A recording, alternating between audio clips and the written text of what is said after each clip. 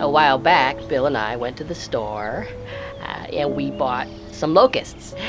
They were in a bag, and the girl who worked there tried to open the locust near Bill.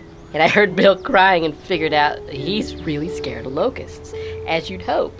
And he cried and shivered and drooled all over the table. And then when he had moved forward, I did that prank where I scratched his vein open. And I remember he just bled so good. Now, he farted intermittently on the way home, but that was kind of his thing, so.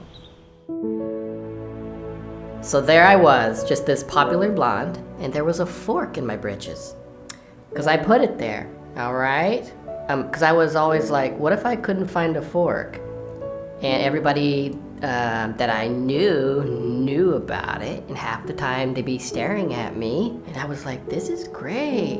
And then eventually I just didn't put it in there anymore, because, you know, I was told that when you get a spoon pocket, you are an amazing person. And a spoon actually is better to carry.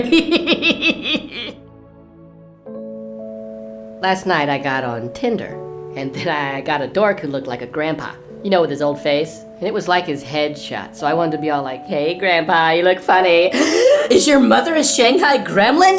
This is too much, you see, because she's not one. But I mean, it has to be said. That joke was much better in my head. Back in the 70s, I got in a little scrape because I was dancing for the bucks, and all these Persian men offered me punch. And to me, I was like, what are you doing? You're crazy. They're so nice. And so off we go. So I get down there right at the border, and the Peruvian troops swoop in. And now I'm thinking, I guess this is the end, because baby, we were in the war zone, and I mean, it's not safe. And I mean, I began clawing the men who attacked me. And so then we made it to the watchman's house, and his name was Kalota.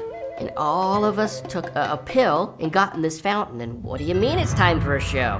And then literally it was like I owned a group of men who are now teeny weeny. It's as if they're kids and they're in the rainforest.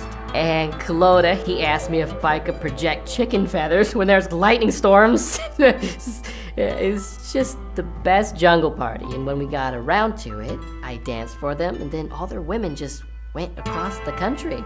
And we had a mask made out of Kalota, which was, you know, because he died that night. So it was cool for us to wear him.